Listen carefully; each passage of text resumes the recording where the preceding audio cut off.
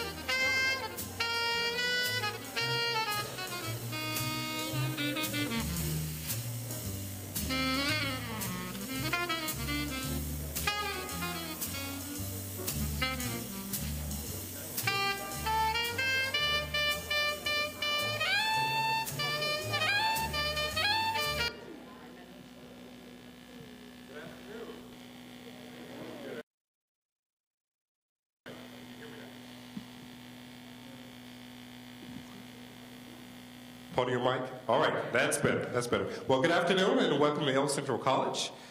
We are more than glad to welcome all our students and the outside public to this great event for the Sigma Tau Lecture Series.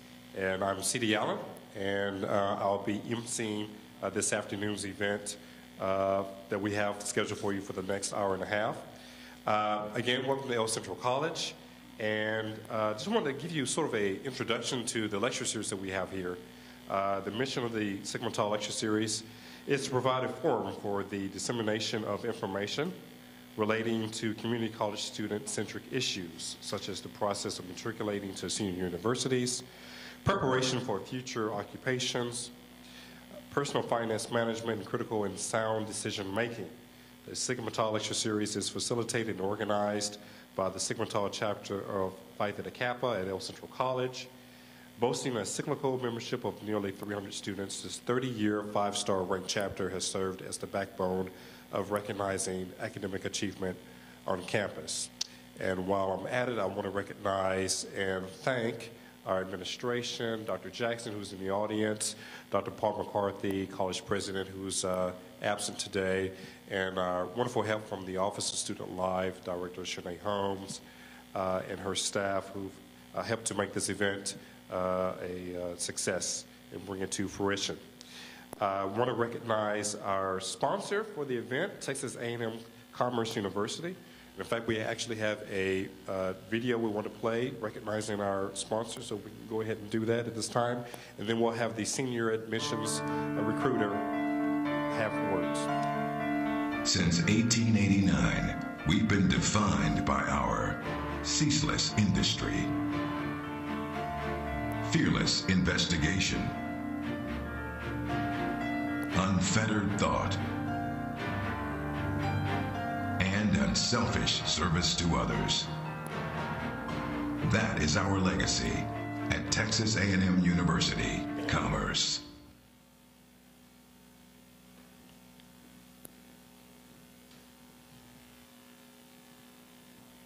And now we'll have some words from our sponsor, Mr. Dimitri Line, who is the Senior Admissions Recruiter at Texas A&M Commerce University. Thank you. Well, good afternoon, everybody. Again, I'm Dimitri at Texas A&M University Commerce, and I must say that we're delighted to serve as sponsors for this event, particularly with working with Phi Theta Kappa. And for those of you that are Phi Theta Kappa students or not, that are choosing somewhere to continue to pursue your baccalaureate degree, we're an institution of choice. We're located just outside of the Metroplex, just about an hour northeast of here. And as you can see in the video, we started a tradition over 120 years ago to provide a quality education to every deserving student. And that's the legacy we continue to have at Texas A&M University Commerce. I myself, coincidentally, is also a Phi Theta Kappa member. I joined when I was in community college at Miami-Dade College. So again, it's our pleasure to sponsor this, and if you have any questions, feel free to get in touch with us, and we'll be sure to answer those. Have an amazing rest of the afternoon.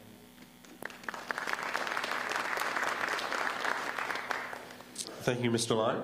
And we'll get right into it. I'm going to introduce Chris Guillebeau. He is a writer, entrepreneur, and world traveler who's on the verge of completing a tour of every country on earth. He's already visited more than 175 nations, and yet he's never really held a real job or earned a regular paycheck. Still in his early 30s, Chris, he's a special genius for turning ideas into income and uses what he learns or earns both to support his life of adventure and to give back. And when he's not traveling, he lives in Portland, Oregon, and publishes the Art of Nonconformity blog. We have some of those readers here among us today at chrisguillebeau.com. So without further ado, Chris Guillebeau.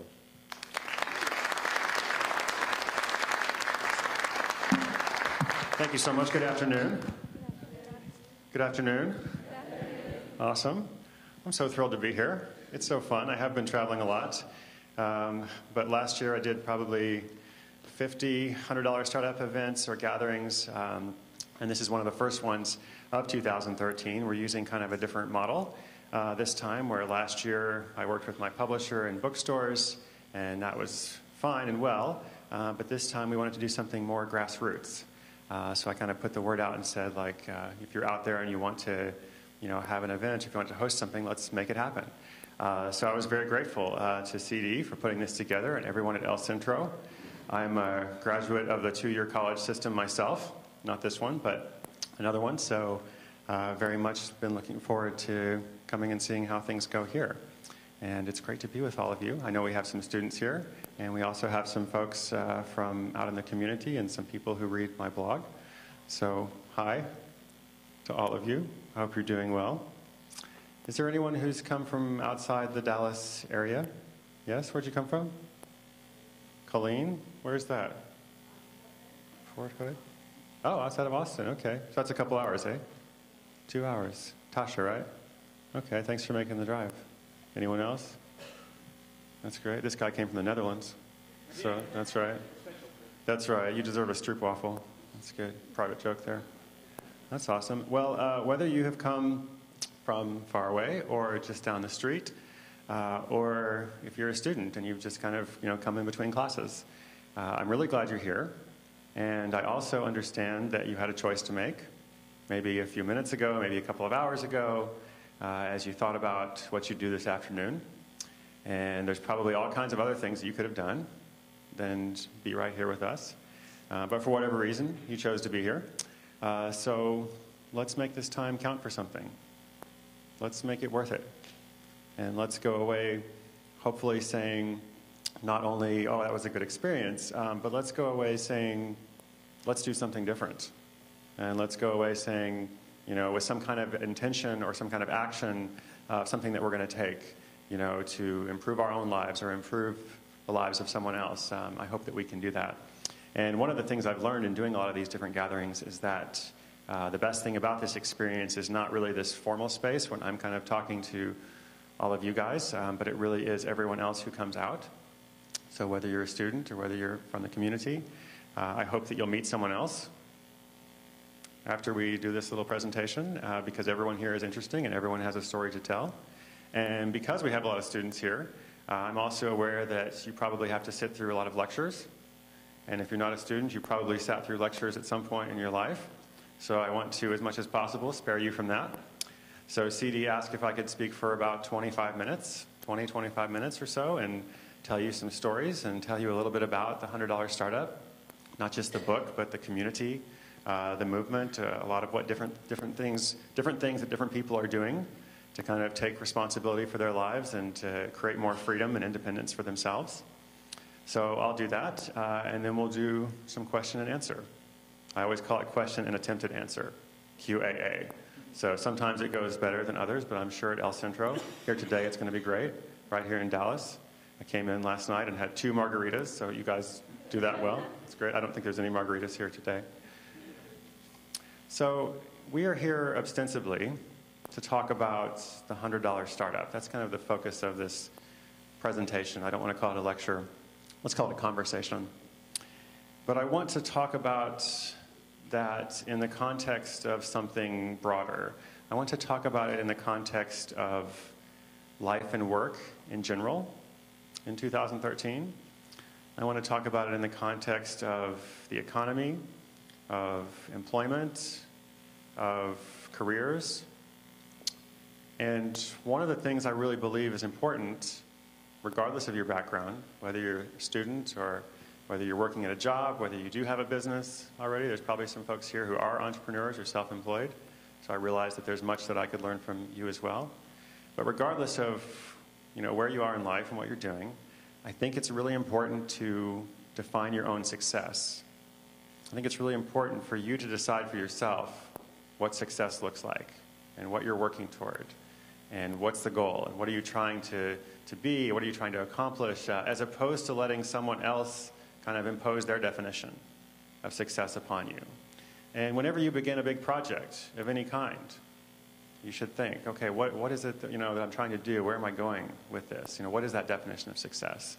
And that's true whether you're beginning a new class or a new course, a new degree, whether you're starting a business, starting a blog. Are there any bloggers here this afternoon? Blogger, awesome. Even a personal project, an exercise program, whatever it is, understand what it is that you're working for. So over the past few years, I've been traveling. I've actually been traveling for about 10 years, but specifically over the past 3 years, been traveling in North America. I went to all 50 states. I went to every province in Canada. I go to about 20 countries a year.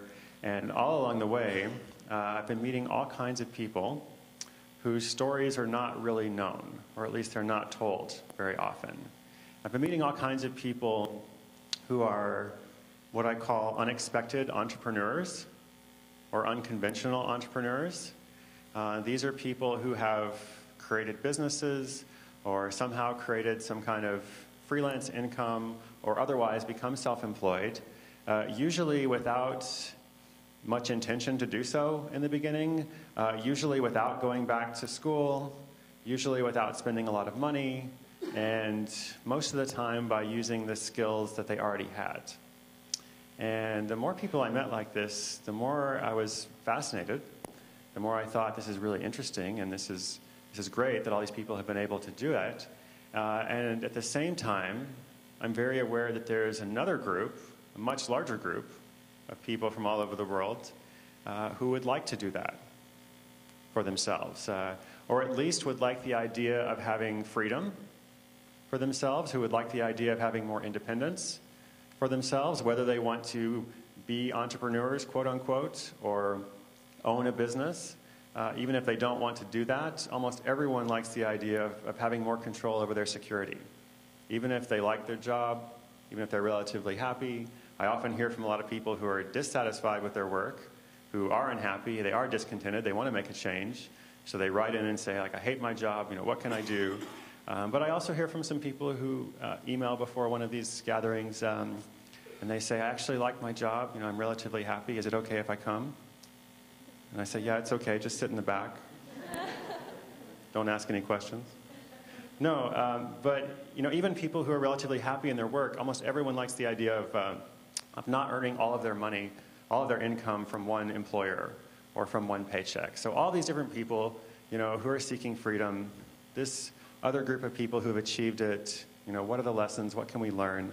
And you're probably well aware that when we think about life and work in 2013, when we think about the economy, employment, all that stuff, you're probably aware that there's at least a couple of narratives that many of us hear a lot, especially since the recession officially began about 5 years ago.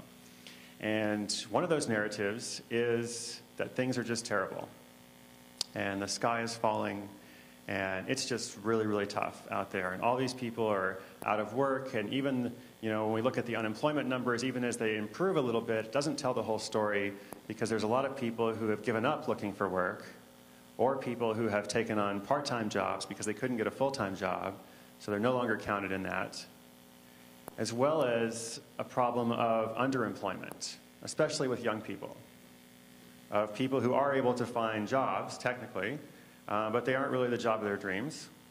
They aren't really a job that offers a good income or even a potential for good income in the future. They aren't really jobs that offer much, advancement hope.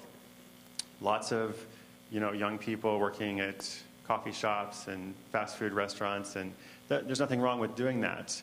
But, if you're going to college, if you're investing years of your life and probably a lot of money, it's your hope to do something different than that. It's your hope to, actually provide for yourself and to create security. And according to this narrative, if you're a little bit older, if you're a middle-aged person, if you are fortunate enough to have a job that's somewhat decent, then you should be very grateful, and you should hold on to that job with all that you have. You should do everything you can to work extra hours and gain new skills, because that job represents your security. And that's the only security that you'll have. And if you are to lose that job, then God help you, because it's just so tough out there. That's one narrative.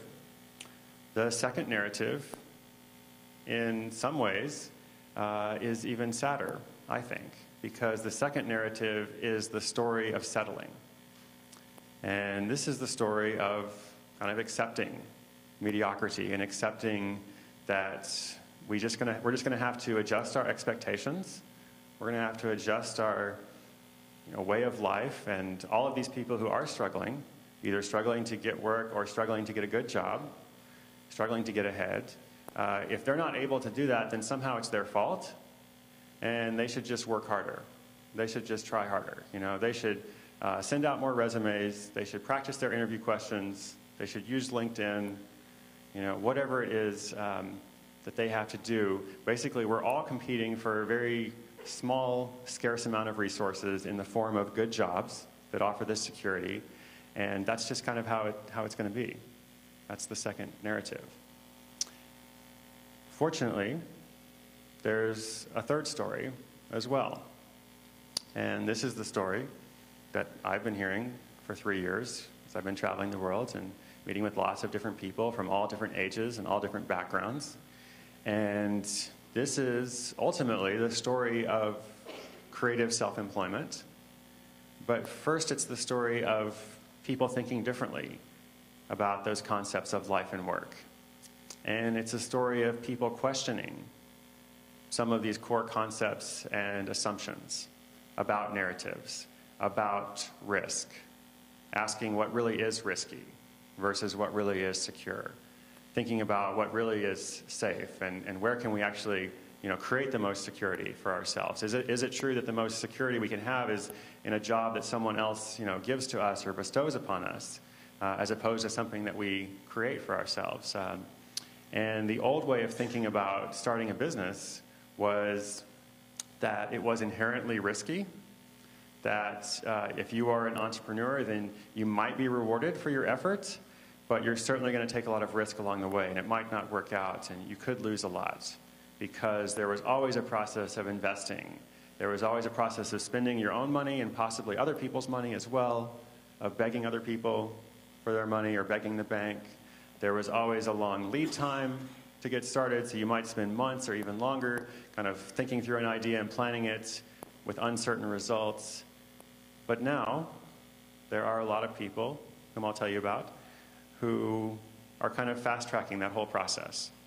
And as I alluded to, starting businesses without a lot of money by using the skills they already have, doing it quickly, adjusting along the way, and that's how they're creating their security, whether they remain in traditional jobs after that or not.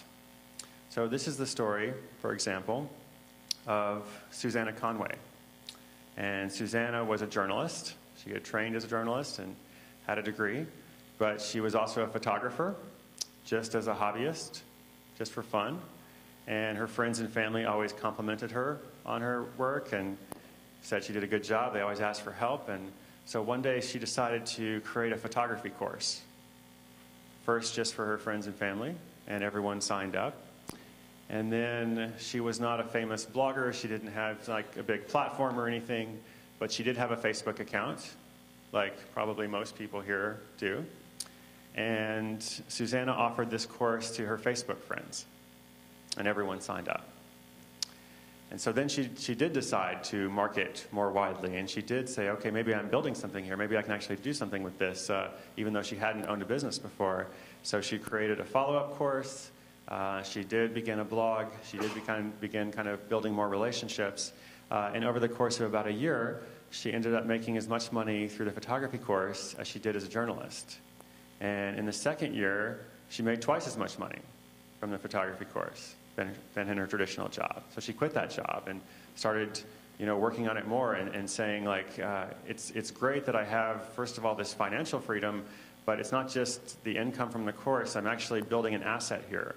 I'm cultivating these relationships that will stay with me, and I can create more courses. As long as I do a good job for these people who trust me and see me as an authority, I'm actually creating something that's going to be here for a long time.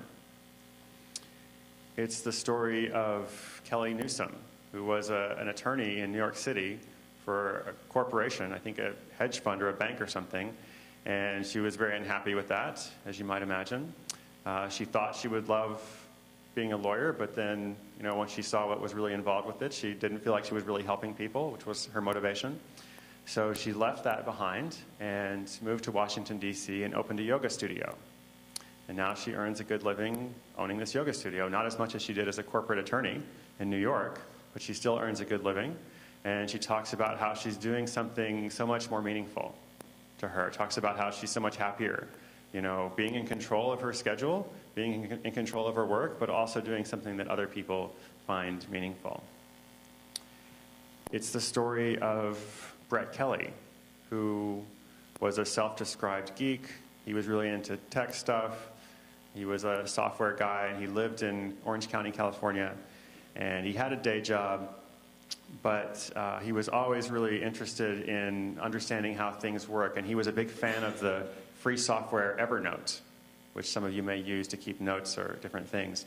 And Brett decided to create a guide all about Evernote. He kind of wrote down how to use it and lots of tips and tactics, designed to make people's lives easier. He had never done this before. It took him about 6 weeks. He had never launched a product before. He didn't have a big following like Susanna, but he decided to price the guide for about $25. And Brett's greatest hope in doing this was that over the course of maybe a year, this guide would bring in $10,000 of income. And his goal for that was, this is my first project. The family had some debt. It would be great to be able to pay that down. His wife, Joanna, was working a second job. They had 2 young kids, so they often had to kind of trade off with the child care, didn't see each other a lot. So he was just thinking this would help kind of relieve the burden on the family. Brett released this product, and in 2 days, it made $10,000. And then after the first 2 days, it kept selling. It didn't sell as much as in the first 2 days, but it continued to sell $300 a day, $500 a day, $200 a day, always in this, fairly consistent range. And within the course of a year, this ebook, Brett's first project, had produced more than $120,000 in net income. And when I talked with Brett about his story for the book, he said to me, make sure people understand what this has meant for my family. It's not just the money. It's been wonderful to have that money come in and to pay off the debt and just to not worry about that thing kind of over my head. But for us, what's so great about this is the independence that it's brought to our family and the freedom it's brought, and the feeling that we've created this asset that's earning money for us. And his wife, Joanna, was able to quit her second job. So he talked about just how empowering it felt, to be able to earn this additional income. A lot of other stories I could tell you. I'll just tell you one, maybe two. There were a lot of people who had been laid off during the difficult economy. A lot of people, especially middle-aged people, sometimes older people, who had always worked a traditional job, always worked a traditional career. And many of them were good workers. They had good experience and good references. But they discovered, as they kind of went out to try to find another job, that there were a lot of other people who were also good people with good skills and good references, also looking for work. And there were a lot of industries that were shifting, and the world was changing, and like new industries are coming up, but some older industries aren't as relevant. And a lot of these people ended up, instead of trying to kind of fight upstream, instead of trying to get a job in their former industry or accepting part-time work, perhaps for a lot less money, a lot of them did start a business. A lot of them did kind of look and say, okay, what is it that I'm good at? What skills do I have? Maybe not necessarily the skills I was trained for, maybe not necessarily what my degree says or my certificate says, but what is it that I'm good at that other people also find valuable, other people also find interesting or useful?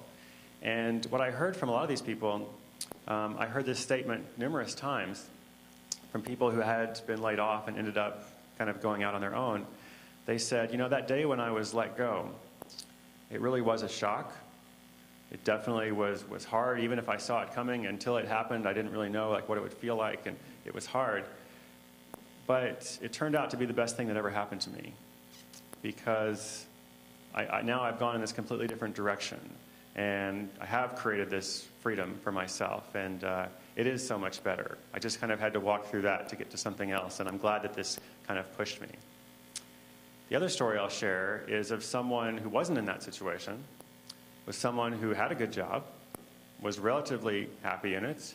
He was a CFO for a university in Virginia. His name is Gary Leff. And in addition to his work, he had always been really passionate about travel, like I am. So he and his wife used to fly all over the world using frequent flyer miles. And all of his colleagues asked him, how do you do that? Can you help me with my trip? I have these miles, but I don't know how to use them. So he always did that for free, just to help his friends.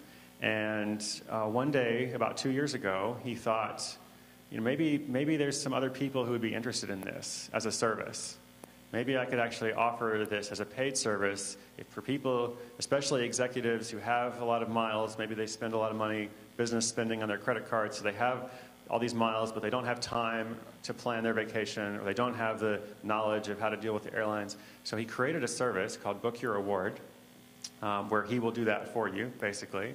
He offered this for, I believe, about $250 per booking. Wasn't sure if anyone would go for it. And before the year was over, he was earning $100,000 a year from this side project, which he now works on about 1 hour a day.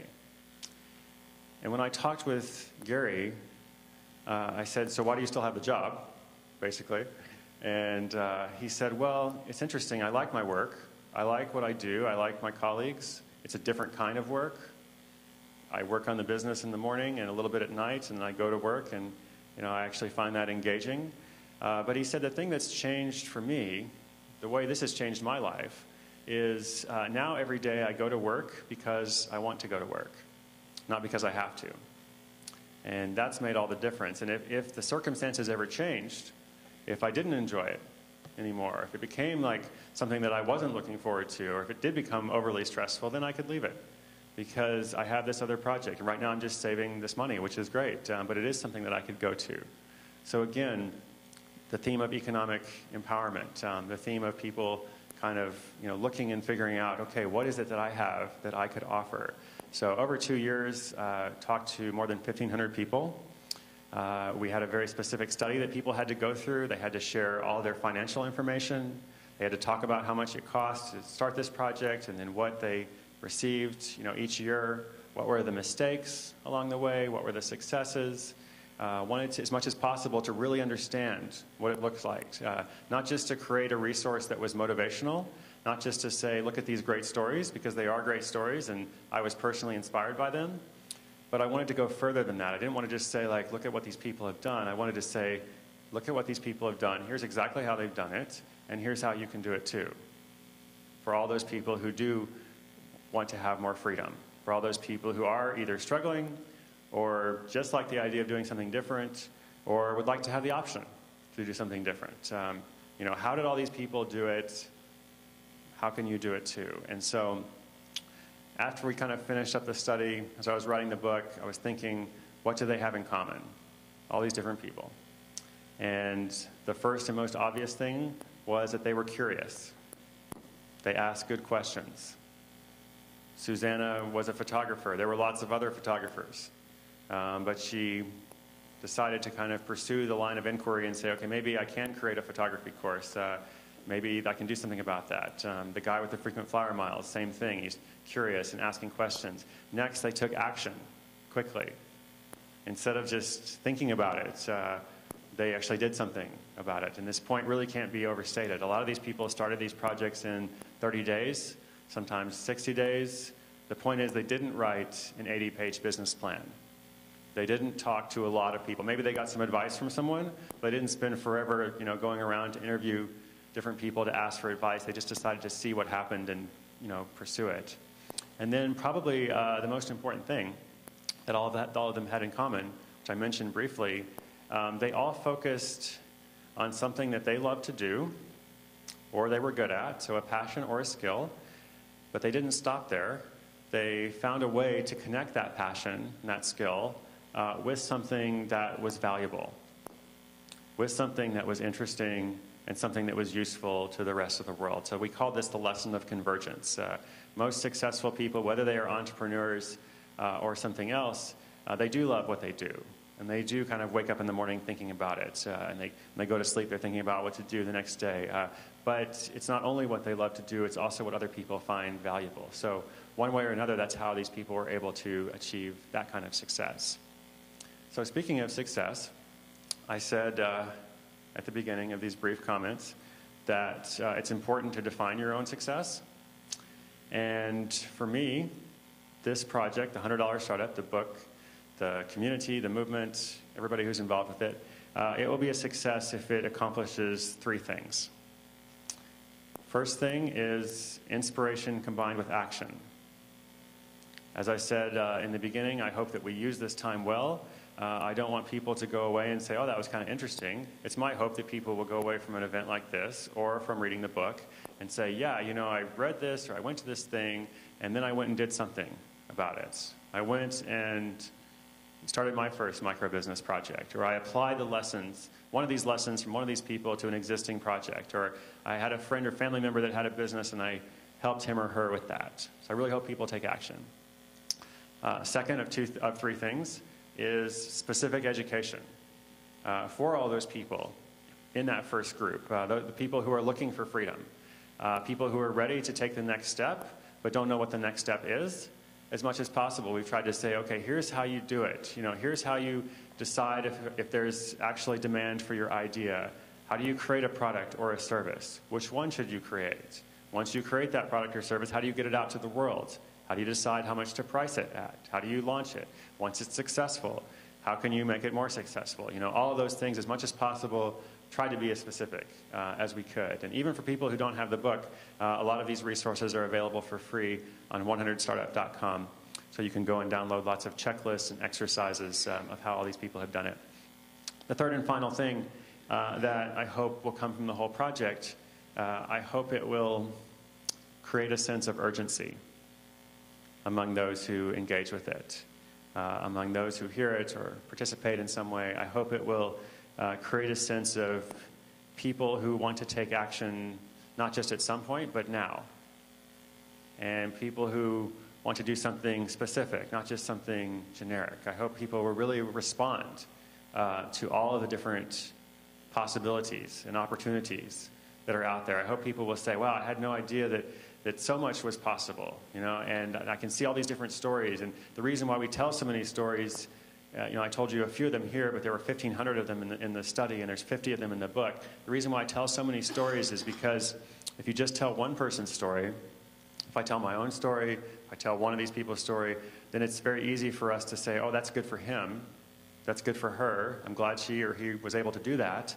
But that doesn't really relate to me because they're different from me. Maybe they have some advantage that I didn't have.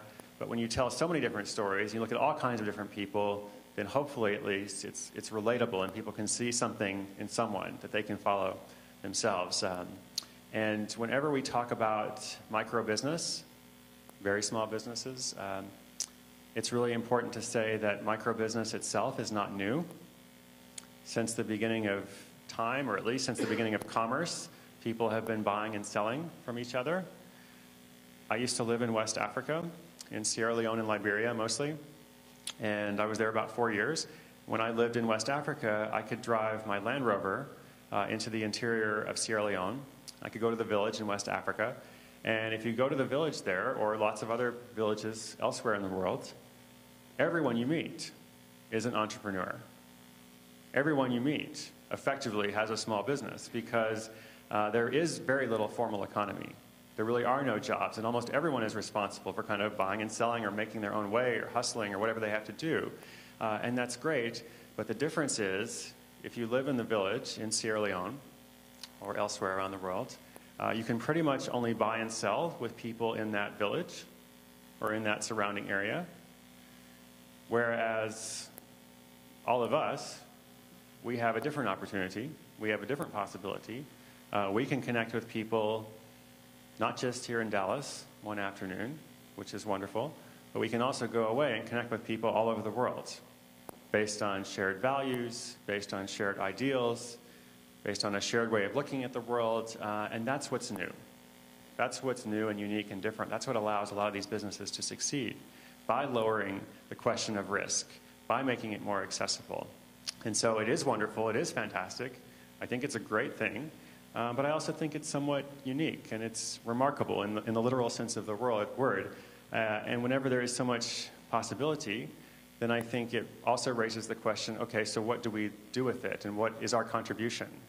And how can we help others? How can we serve others through this? How can we create freedom for ourselves while also making the world a better place at the same time? And that's what many of the people in the project did. I know that's what many of you here today are doing, especially those of you who've come from outside the community, but probably many of the students as well. I was just in India on tour last month. I got to visit many different cities and talk with students there. And one of the things I really liked there was this quote that I heard from a Bengali poet. And the quote was, you can't cross the sea merely by standing and staring at the water. And so whatever, position you're in, whatever your background, your situation is, if you're in school, out of school, already owning a business, hoping to do that, love your job, whatever it is, I hope as you look forward to whatever's next, I hope you won't just stand and stare at the water. I hope that you'll cross the sea, and I know that many of you will do that. So it's been an honor to speak to you this afternoon. Thank you so much.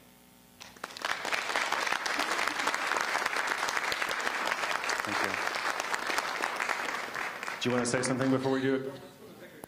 Okay.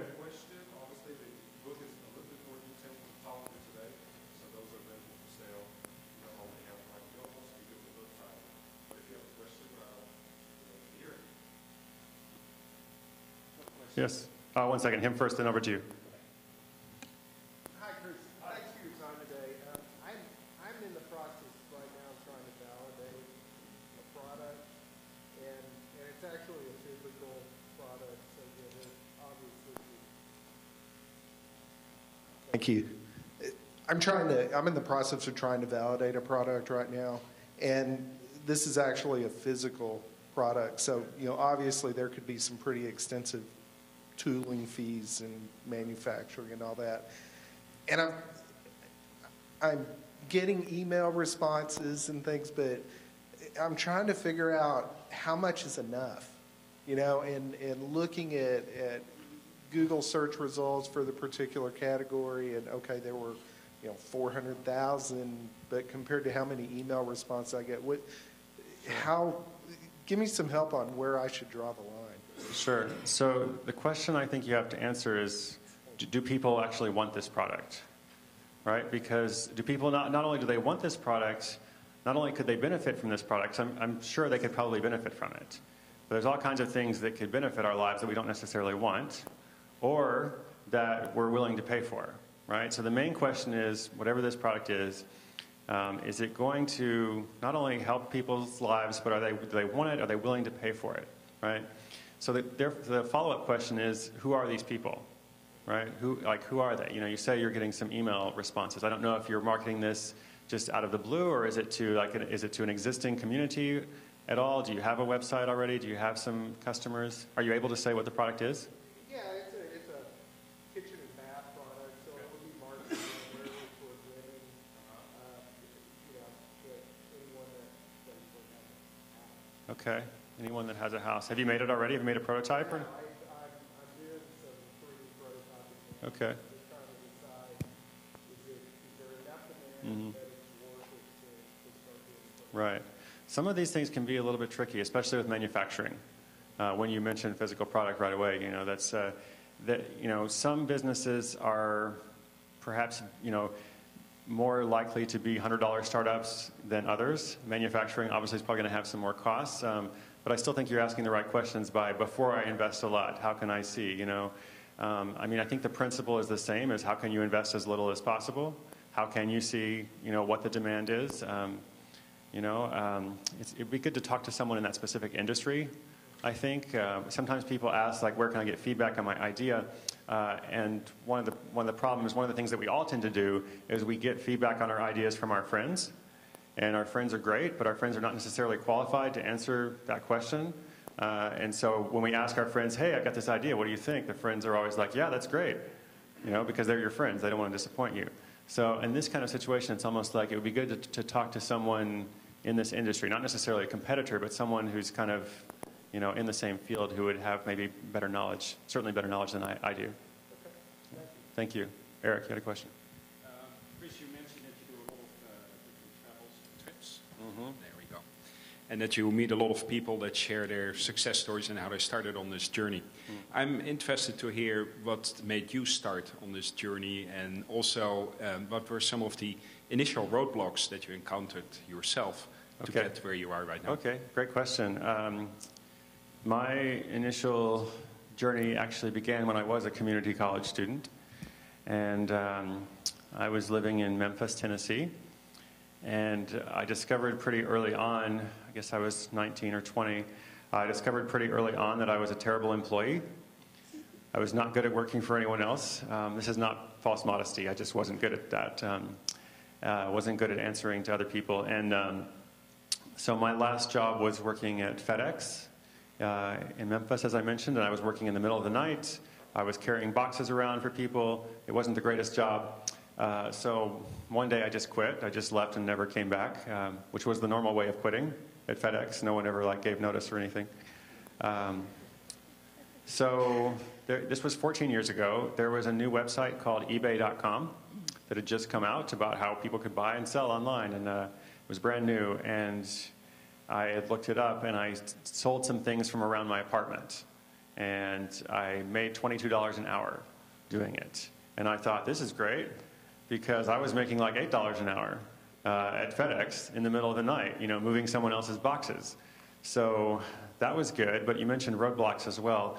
One of the roadblocks I ran into was I ran out of things to sell from around my house,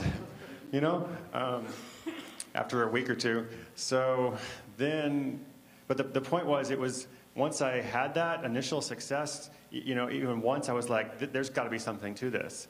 I've got to figure out how to do this, because this is wonderful. I can just, set my own hours, and I'm creating this thing. And so I started looking at seeing what other people are selling, and then I see what's selling successfully. Then I figure out how can I, acquire that and resell it. So someone else was selling coffee, and I learned to buy coffee from Jamaica and then resell it in the US and Canada.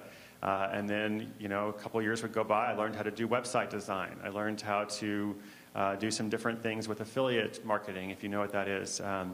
I did some work with Google when Google was starting. So I was just learning lots of different things as I went along, not really building a huge business or anything, but able to support myself and my wife and allow us to travel, allowed us to be overseas for 5 years.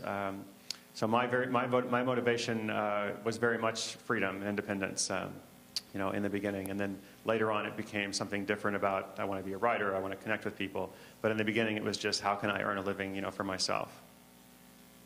Good question. Yes, and then you next. I think I can hear everybody. Is it okay if we skip that? You're recording, okay, all right. I'll pass you a microphone.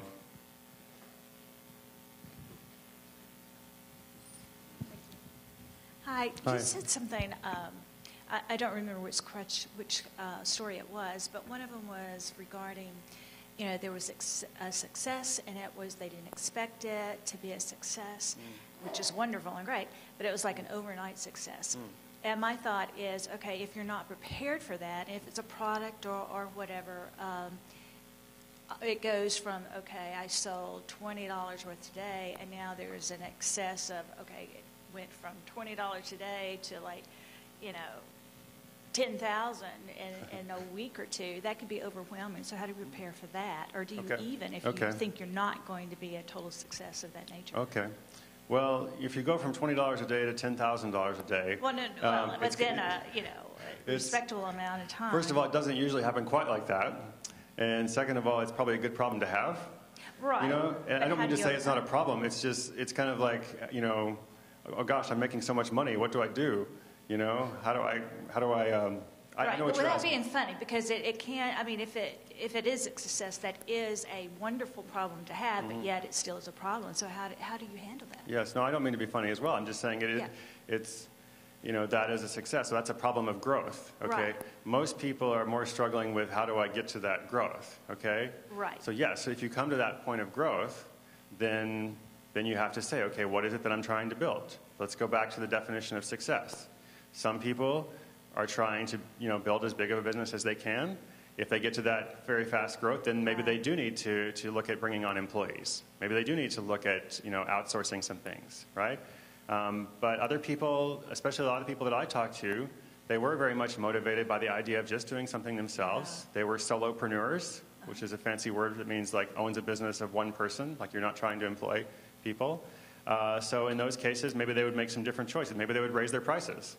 Maybe they would say, I can't accommodate all of these clients or customers that are coming in, so I'm going to just serve a select number of them. Maybe I'll create a waiting list, right? Maybe I will defer business, essentially, so that I can only serve the clients that I can at one given time. Because certainly you don't want to lose that momentum, right? So perhaps you need to think about that in advance. Sure. So I guess when you come to that moment of success, there's different paths you can take, and the path that you take depends on the goal of your business and as well as your own personality type. Is that somewhat helpful? No. Not really? Okay, I'm sorry, I did my best. No. I mean, a little bit, but I mean, it is a problem that I'm sure exists, and you get overwhelmed. I mean, do you think about it? I mean, is that something that I don't think about it in my business, no. To be very honest with you, no.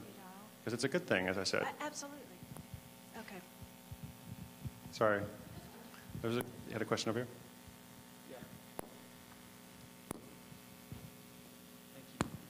Thanks, Chris. I wanted to dovetail on you were just getting into your story, and I was hoping you were going to dovetail into this book, specifically I'd love you to walk through for us, because I see this as a very successful thing, and this is my first intro to what you are about.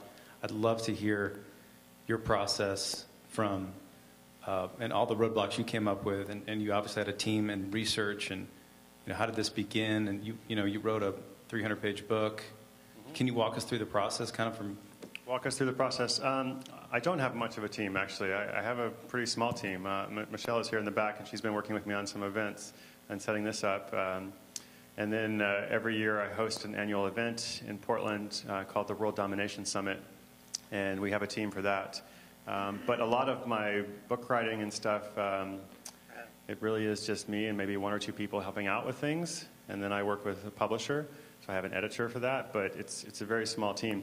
As for the process, it began very organically. It began with a previous book tour that I did to all 50 states, and kept hearing these stories and thinking, okay, how do we catalog them? You know, how do we like turn this into not just a personal narrative, but how do we make it something bigger? So then we did kind of design a research study around that, and people submitted information. But it's very organic. I worked on it for about 2 years, did lots of interviews with people. So I guess there's a lot of people involved in maybe on the book side of things, like with my publisher, but I personally have no employees. That's why when she asked me about growth and things, whatever growth I've had is more just how can I grow the business without kind of creating too much of a structure around myself. Aggregating all the information aggregated. Yep. All on your own. Yep. Okay. Yep. For better or worse. Okay. It's not always for better, but it's for better or worse. It is. Yes. Oh, sorry. Okay. Yes, ma'am. You seem to have a lot of successes, and you're kind of glossing over them real quickly. For example, just to get a book published could be someone's idea of success. And then you said, okay, I can buy coffee in Jamaica and sell it here and there. Those in and of themselves are what some people may consider their one business. So if you could take either one of those, either to get your book published, to get it organized, to get it distributed, if you could talk about that, it would be a good idea. Okay. Or if you could say, here's where I got this idea to go to the Blue Mountains and get coffee and then sell it. Okay, that's not that easy to conceptualize and just grasp Okay, how that that's fair. happens. What's your name? Mary. Mary, thank you. That's fair. That's a good question. So I don't intend to gloss over success. I do sometimes go quickly because I'm telling lots of stories. So I'm glad you slowed me down a little bit. So I'll go back to his question. Let's go back to the previous book. Okay, 5 years ago, I was coming home from West Africa, moved to Seattle. I wanted to write a book. And I thought, I want to write a book. I'm not sure what it's going to be about, but I've always wanted to do this. So I thought, well, publishers these days are very much interested in your platform. Do you have readers? Do you have a blog? Do you have people who care about what you have to say because you are your own marketer when it comes to books? So I didn't have a platform. So I thought, let's start a blog. So I started the blog, The Art of Nonconformity. This was in 2008. I spent about 6 months, doing everything I possibly could to kind of start that off well. There's probably some people here who began reading my blog then, which you all were very patient because I wasn't so good then. They kept reading for whatever reason. And after about 6 months, then I'm like, okay, how do I write the book? Well, I need to connect with a literary agent. That literary agent is the person who then pitches the book to various publishers. So I ask everyone I know. It's not that I'm not well connected, but I know enough people, and by that time I'm writing online, so I make a post. Does anyone know someone who can help with this? Finally, I connect with the great guy who's going to help me with it. Then we pitched the book. The book was turned down by 14 publishers, I believe. And then the 15th one said yes. So I was like, great, that's fine. Sometimes people ask, why did you choose this publisher? I was like, well, they're the only one who said yes. So I was like, great, that's fine. So did that, then wrote that book. Then when that book came out, I did everything I could to make that a success because I know that would help me with something later, right? So there's definitely a lot of work that goes into it. I don't mean to gloss over the work, but I do believe if you kind of take things step by step, if you set your goal and say, okay, what's the next step before that? What's the step before that? And then going all the way back down, that's how you make it happen, whether it's importing coffee or writing a book or anything else. So I hope that was a little bit more detailed. Any more details you want to know? Okay, you get the book. That's good. Yes. Oh, sorry. For about 2 more questions. 2 more questions. Great. Okay. Hi. Hi, Chris. I tweeted you yesterday, so thanks for tweeting back. Awesome. So I could Cool. Get here. Too.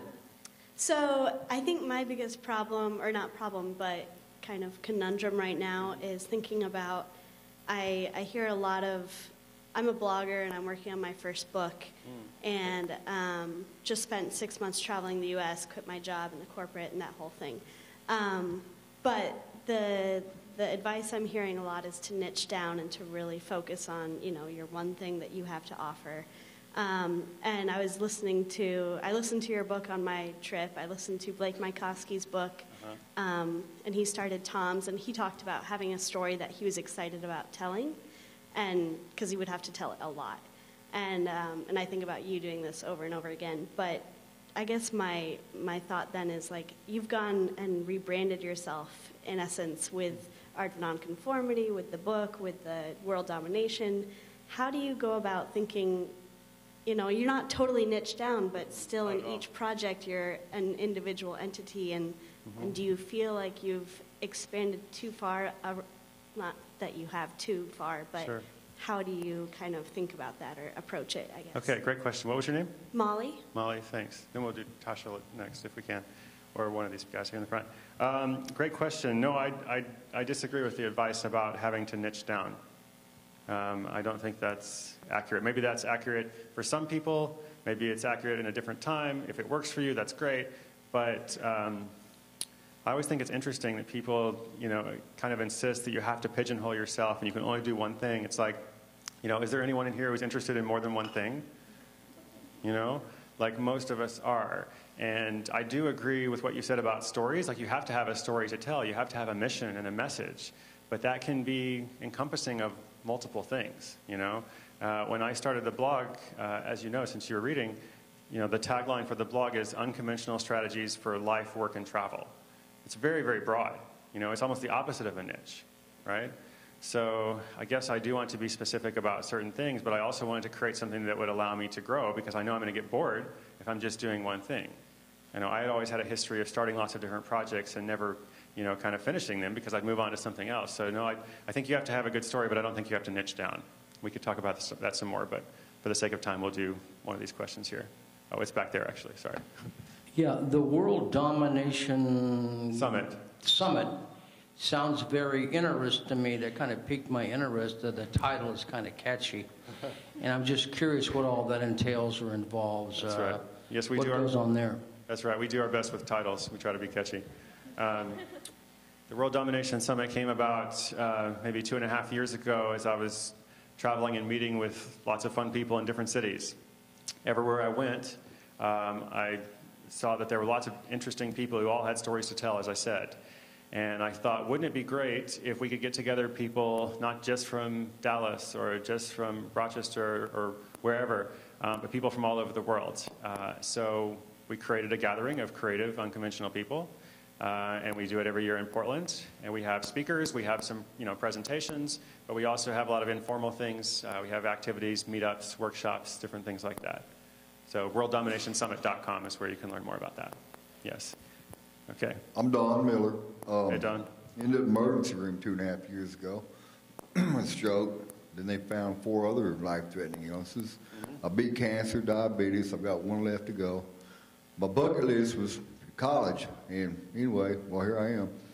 I'm on the President's Honor Roll, Phi Theta Kappa, blah, blah, blah. As soon as I beat this last disease, my big question is, my ideas, I'm keeping them to myself till after I've done them. Then I'll write a book about it. How do you deal with your inventory? How do I deal with my inventory? Inventory of ideas? Anything. If you're selling coffee, do you stock your inventory or do you drop ship? Right. I don't have much inventory these days. I'm self-contained. You know, I go from place to place. But back when I had inventory, no, it all came to my apartment. You know, there would be like 50 pounds of coffee that would show up outside, and the UPS guy would get mad at me, and then I would carry it all in. So I just managed it all myself. It was a pretty small operation. Yep. Hi, my name is Marco. Hey. I have a question. Do you think that the leveling off of technological advances limits us entrepreneurs regarding starting up new businesses? Because, I mean, we can't really start a new eBay or a new YouTube kind of thing. No, do I think that the leveling off of technology limits us? I'm glad you asked, but no, I don't think so. I think it actually expands our possibilities because it's not so much that technology is leveling off as it is more people are gaining access to it. So now it's not unusual for mainstream America, almost anyone, to buy things online. 14 years ago, it was pretty new, right? Now everyone shops online, right? Everyone has a computer, and more, everyone has a smartphone, right? My grandma has email now.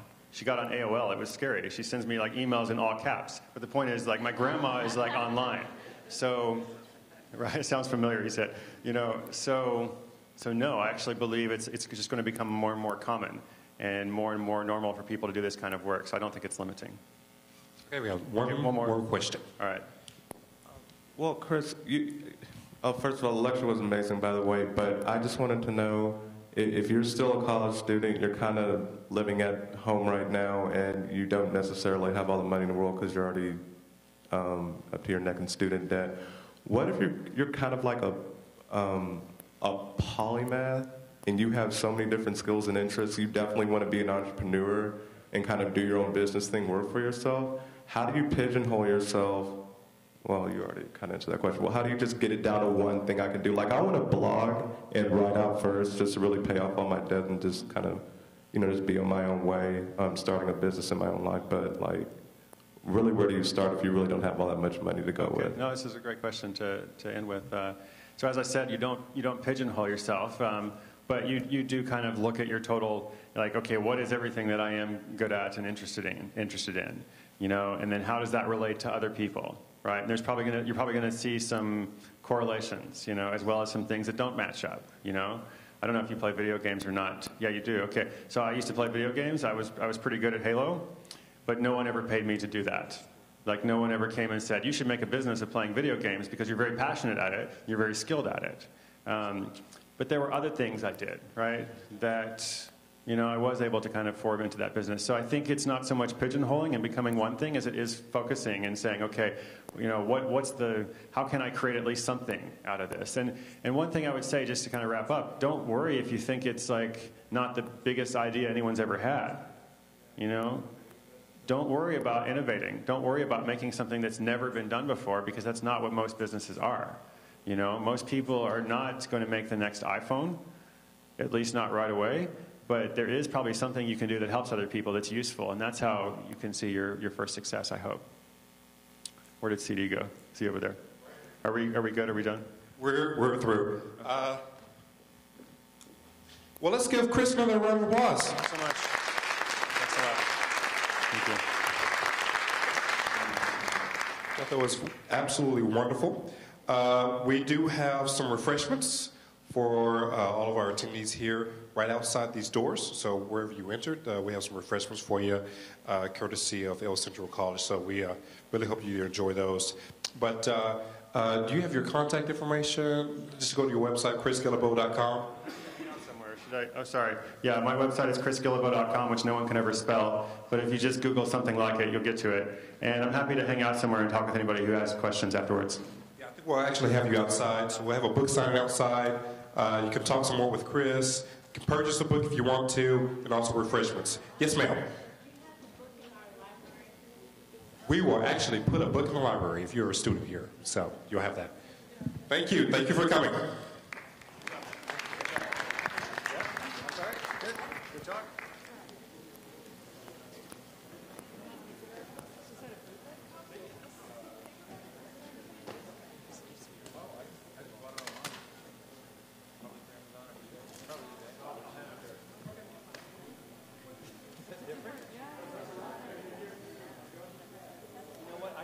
Randomly, just somebody's list that I found.